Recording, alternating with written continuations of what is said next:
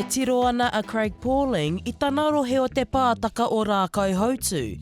Te wāhi e tau whawhai ana e ia mo te pōtitanga 2026. There's three things that are really important to me and probably a focus for me, and that's environmental protection is the first one.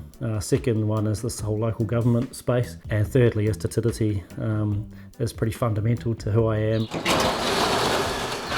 Okay, we're going to need this. Koinei te kaitono hōu mo Te Pāti Kākāriki, a e maramana a Pauling I ngā wero ko pāngia mai ki ngā whānau o te motu, ā-rohe anō hoki. And we have a whole lot of issues. Climate change is one, but also our indigenous native species are under threat, they're in decline, and also freshwater, as we know, is a massive issue for our iwi and for our people. And so there are three things that I think need to and can be done better. And the current reforms that the government have put out, I think, aren't really, they're favouring property rights, they're favouring economic development and not really focusing on any notion of good environmental management, and that needs to be the focus.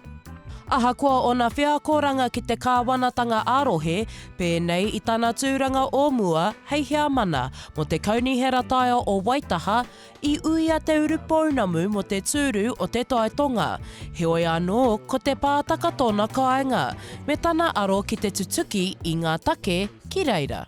What made you want to go for Te Pātaka rather than Te Taitonga? I'm a bit of a home boy for sure, and my focus has really been on Te Pātaka and the issues here and around home. Look, I acknowledge that Te Taitonga would be an amazing opportunity and a really important role, but I felt that I'd be more effective working with my local community and really focusing in on the issues and not being taken away with some of those other responsibilities that you'd have as the Taitonga member.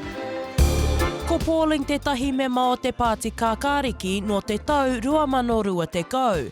A ko ngā kaupapa here o te Pāti e hāngai ana ki ona hiahia o tōna rohe pōti. If you look at the key principles of Te Pāti Kākāriki, the first one is Te Tiriti partnership. That's right there, that's the first principle.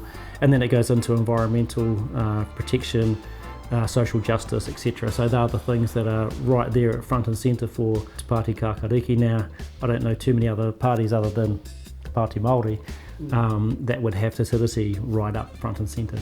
I'm not really interested in like slamming people or getting into big arguments about personality. I'm actually interested in kaupapa and solutions and how to do that better. Ko te hāpori o Te Pātaka a Rākaihautū e noho pūmau ana ki te whatumanawa. A e uru atu ana a Pauling ki tēnei pōtitanga hei pōureo ki te whare pāremata. Shakaila Andrews Alapaki, Tahu News.